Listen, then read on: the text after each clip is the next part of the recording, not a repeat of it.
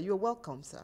Thank you very much. He is a Principal Staff Officer, Drug Demand Reduction Unit of the NDLEA, Enugu State Command. Now, sir, methylene dioxymethylamphetamine sounds like a chemical compound. That's ecstasy, right? Does it then mean that ecstasy is clinically formulated, or does it come natural like marijuana? It's a synthetic drug. Okay, it's formulated. It means, yes, chemically, it's a man-made a drug, and majorly hallucinogen and amphetamine. These are the two major chemical properties that are contained in this ecstasy. And ecstasy, because it has a very long chemical name or scientific name, the users simply call it this ecstasy. Ecstasy is not a particular drug per se. Okay. It is we call it, just as you have rightly said, designer drugs, or we call them look-alike. These are drugs that look like the normal drug we see, normal capsules we see, and the tablets we see every day. And these drugs, because they are called designer drugs, so it can take any form. So that's why I say it's not a particular drug. So because they cannot even call the scientific name which you have just mentioned, methylene dioxymethamphetamine, that's the chemical name of this drug. But because they can't call it, they call it ecstasy. Some people call it love drug. Some call it XTE. Some people call it E. Some people call it Adam. Some people call it Eve, love drug. They call it so many names, of which if you're not conversant with the drug, you may not know that that's a drug they are referring to. And I want to say that the drug, like as you know it, is not the kind of drug that is so popular even among the young persons, but it is popular among certain groups. Maybe when we go on, I will now unfold the groups that usually abuse these drugs. It's all right. I wanted to dwell more on the physical appearance of these drugs. How can a novice recognize ecstasy? Well, that's why I say that ecstasy is not there's no particular drug that refers to ecstasy. And because it is known as designer drugs. Designer drug means that if you want somebody to think, or like a novice, somebody who does not know about it, if you want the person to think that it is one of the capsules, popular capsules in the market, you can design it. You can use the capsule, what do you call it, pack or whatever thing, and put those drugs, the drug itself, into it. You can design it that like one of the tablets, which we see every day, paracetamol and others. So there's no way you can know it, except those who know this drug take it. But that is why it is known as, they call it party drugs, club drugs. Why do they call it that party drug? Because majorly, that's why I say the group that use this drug, there are those people that especially teens and adolescents who attend parties. Like you see so many of them, 14 years, 15 years, 16 years, all those kind of people. So definitely in that kind of place, they use this kind of drug. That's why they call it club drugs. And why do they use it? It doesn't have any particular medical relevance. Yes, it doesn't have. But it is only used to enhance experience. Because once you take this type of thing in a club like that, you discover that whatever thing others are doing, you will do it. You see that you'll be temporarily detached from the reality, the environment, and you see yourself in a different planet and a different environment, whereby you see that all of you think that as you are there now, it's a very pleasurable kind of experience, which you would like to enhance over and over, and you get into those places. Though it's not common if you get to something like a chemist shop or pharmaceutical shops. So those things are not common in those places, but it's not as if they are not available. They are available because the users, they take them. So some of them who are smart enough to have known the kind of drugs they are taking, sometimes you may not have you may not have gone there to take such drugs. It could be that either in a drink or water or one of the things they prepare in that place, they may put it there and then the person takes it. So some of them who go to that place, they do not go there that they want to or they like taking it. But when they take it, as a result of that, maybe the friend members have told them that, how do you like that drink or that sweet or so thing? And the person tells them, that's so nice, this and that. So that will now can be a kind of motivating factor for you to now repeat that kind of going to such a place next time so that you can get such experience again and eat it. It's all right. Who are more prone to the usage of such drugs? Like I said now, the most vulnerable group are the teens and the adolescents, because they are the people that attend this kind of club, because that's the kind of place they use it for. And that is why I say that they are the group. Because if you are those who are outside, who do not attend club, they may not have experienced it once, so they may not have need. That's why I say it's not such a popular drug in our society today. It's all right. You said that when these young persons take these drugs, especially in the party, they become detached from the rest of the group, feeling a sense of euphoria and all of that. Apart from such benefits, are there less pleasant benefits, effects rather, that if one takes these designers' drugs, they start experiencing? You mean less pleasant, you know, because pleasant. you know, when they take it, they think it's beneficial. Okay. Because they have this high feeling. Okay. And now, is there something else they may feel other than this? You know, just like every other drug, why does a drug user start using drug in the first place? The person may have, there may be several factors that may have played some role in making a child or somebody to start taking these drugs. That initial time, the person might be taking it, maybe initial time it might be an unpleasant experience, then second time or third time it will become a pleasurable experience. Because of that pleasure, the person starts taking this drug. But after a while, pleasure will no longer be the factor. It could be that the person has become addicted, and though the high effect is part of the pleasure, he has been, when he gets it, the person becomes so high. But after a while, you discover that that high effect may not, yes, he will get that high, but you see that he has lost control. It is now that his brain is conditioned in a way that he will continue to take this particular drugs. And when he's taking it now, he's not taking it because of the high effect now, but because of the compulsion to use it, because of the condition he had, the way his brain has been conditioned. And over time, are there health risks? So over time, you see that, okay, let us look at it from the acute effect, that is short-term effect of it. Temporarily, like you have just said, you see the person will kind of experience a euphoric kind of feeling, and the person will feel high, and this person will also have increased energy. So remember, I told you the chemical combination, that you have hallucinogen and also you have amphetamine. What's the work of hallucinogen? Hallucinogen, that's what makes the person to see what others don't see, hear what others don't hear. So you see that you're out of the environment. And you talk about amphetamine, the other side, which is a stimulant. The stimulant makes this person to be, what you see, is a stimulant, as the name implies. It makes the person to dance all through the night without getting tired. You see the two of them together in that place. So when you get tired, the after effect now, being that the person will be so tired at the end of the day. You know, after all you have exhausted the energy there, so the drug will eventually wear off at the end, or maybe during the day, 1 or 2 days later, you see the person getting tired. And on the whole, this drug makes somebody to be dehydrated after use. Loss of water. Loss of water, and they see the person drinking water every now and then. And the person may begin, because of the stimulating effect of that same drug, after a while, the person will begin to have sleeping difficulty.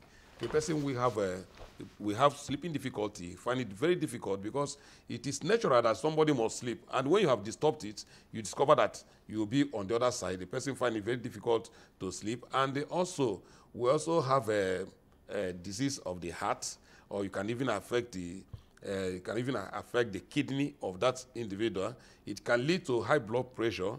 It can also lead to a situation where somebody will have marked rise in temperature, body temperature of the user. It can lead to teeth clenching of the person that uses this drug. That is, these are the things where the person has used it for maybe for a while. You see that the person will be, so then the person is addicted to these drugs. The person can no longer do without it. That is addiction. Becoming addicted. Yes, becoming addicted, dependent on it, or all this while. So you see, the person will always look for a way to get this drug, because he is dependent on it, and also this experience that is also want to enhance and all that. So there's just several problems. You see the person sometimes when the thing wears off, you see the person may begin to have pains on the joints and all that.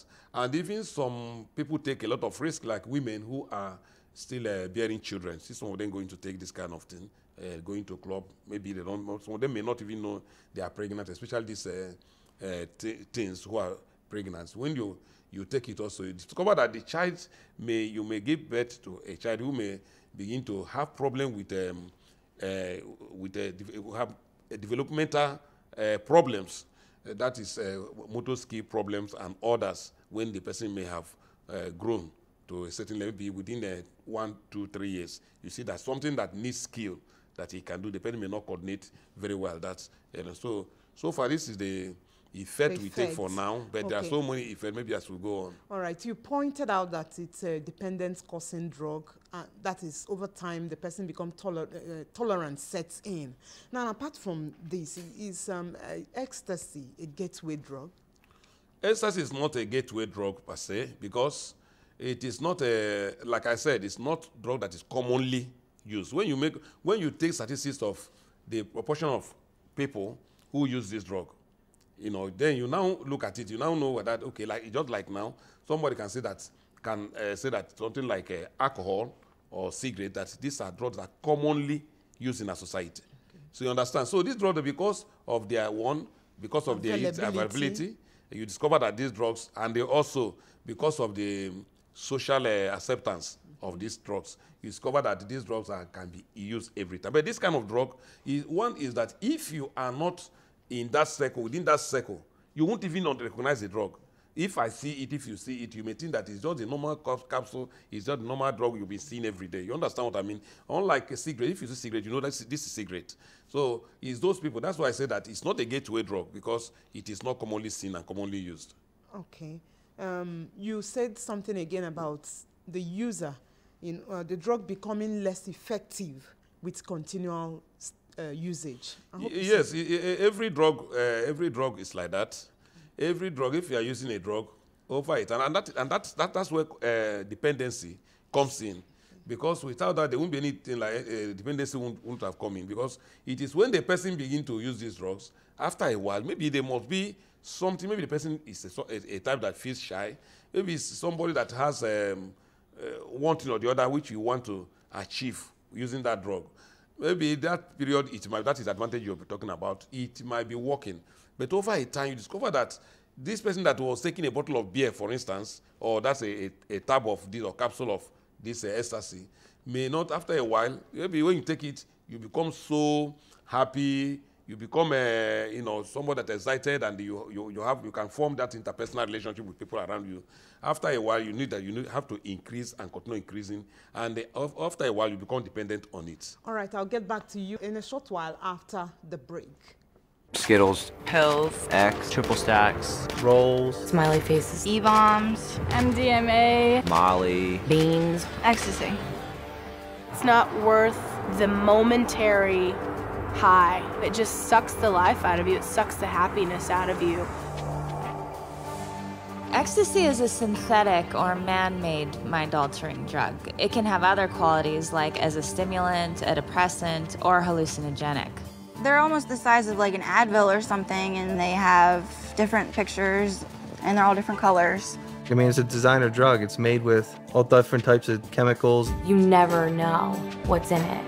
The facts is that it's not just in nightclubs or raves anymore. It's in our own homes. Kids are taking it, and teenagers are taking it. Adults are taking it for fun. They think it's a recreational drug, and it's not. It's much more serious than that. Well, it started out as parties. It started out like, me and my boyfriend would go to a party. 90 to 100% of the people were on ecstasy when I was at parties. I mean, there's so many different varieties of it out there, whether it's cut with methamphetamine like heroin, some's cut with more dope than others. So when I took ecstasy, where I was hallucinating so heavily, it was because the batch had acid in it or LSD in it. It was a speed-based ecstasy pill. And I was so wired up, I had foam coming out of the side of my mouth. There's just so many things that play a factor in it, it's pretty unknown. I've been to raves and seen countless people taken away in ambulances. Just, you never know what you're gonna get in that pill. It was a summer out of 8th grade. I was about 16, the first time I took ecstasy. I was 18, I just got out of high school and was moving into my first college apartment. As a freshman in college, that would have been 19 years old. I went to celebrate my 21st birthday with a bunch of friends, and I went to this club, and one of my friends pulled me aside in the bathroom and said, hey, I mean, you feel really good right now. I have something that'll make you feel even better. They'd be like, okay, if you take this ecstasy right now, you're gonna feel so great. You're gonna feel like you're on top of the world. Just try it, come on. And I was pretty worried. Was this really addictive? What would it do to you? And he just said, oh, no, it's like this really big thing. It's really, really big in the nightclub scene. And it's not that bad. It's not like you get addicted to it or anything. It had a little dolphin stamp on it, and well, I thought, okay, this can't be bad. I mean, one small little pill, no big deal. So me and a bunch of my girlfriends took it, and we were partying all night long, but then the next morning I didn't realize what it had done to me because I was so depressed. It just sucked like all the happiness out of me. The next day I woke up and I just felt so bad.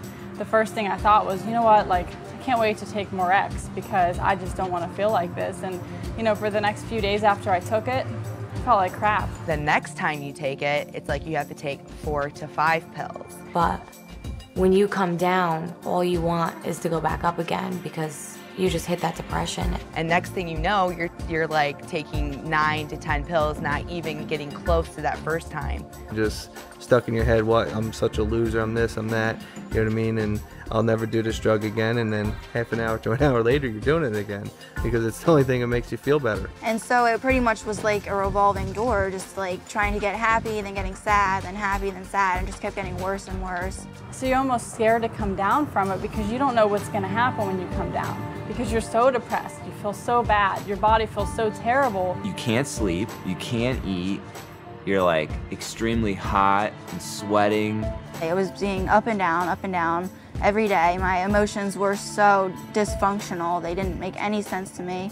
I didn't know what was going on with my body. I felt like a different person. I felt, you know, I wasn't okay with myself. I felt like a different guy when I was on it. It just really warps the brain, and I think it changes a person's personality. And unfortunately, it's been heavily promoted. It's okay, it's a party drug, it's a love drug, and really it's a dangerous drug. Take it to a nightclub and you'll go and you'll dance and you're not worried about, you know, going and getting water or whether or not your heart's about to explode, it's pumping so fast. The whole time I was high on ecstasy, I'd be clenching my jaw. You literally just want to go bite down and clench your teeth the whole time. You can overdose, you can overheat your body, you can dehydrate your body and pass out. It's just like this urge to go, go, go. I would dance until I couldn't, until I blacked out. I actually have witnessed more than once somebody dying from the first time of taking ecstasy. It made me somebody who I wasn't. I mean, I was fulfilling my addiction. Whether it's through running prostitution rings, gambling rings, selling drugs to kids.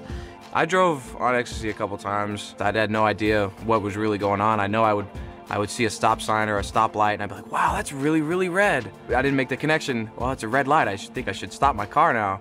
Driving under the influence of ecstasy, I didn't make those connections at all. We were probably 16 or 17, and I was the only one who was on ecstasy, and everybody else was drinking. So the police came and saw us, and everybody was acting drunk and silly, and they took me and put me into jail for the night and held me there. At the time, I thought it was hilarious because I didn't care about anything. I was on ecstasy, but then the next morning, I'm like, oh my God, I'm in jail right now. I got caught with ecstasy on me, got thrown in jail in a really run-down area of South Carolina.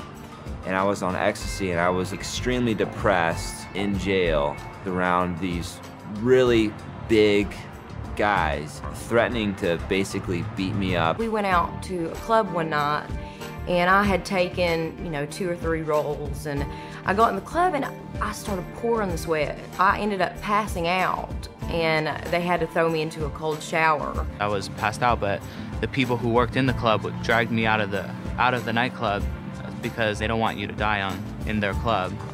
So they'll drag you out to the sidewalk and leave you there until the ambulance comes in and takes you away. I blacked out for God knows how long and woke up in a tub of ice with my friends around me, the fear in their faces of not knowing if I was alive or not. And the craziest part about it is, in a situation like that, because drugs are involved, You don't know whether to call an ambulance or what to do because you have the fear of getting in trouble for it too. Basically, I could have died because they didn't know what to do. Ecstasy, that's such a new and designer drug over the last decade or so.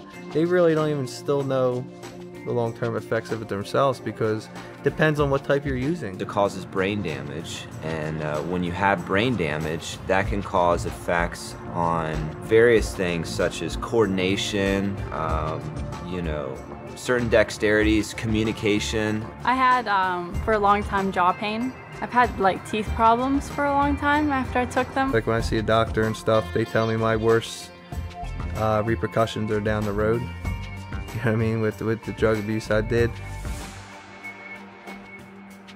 They didn't tell me that I was going to become very addicted to this. I was going to become extremely depressed.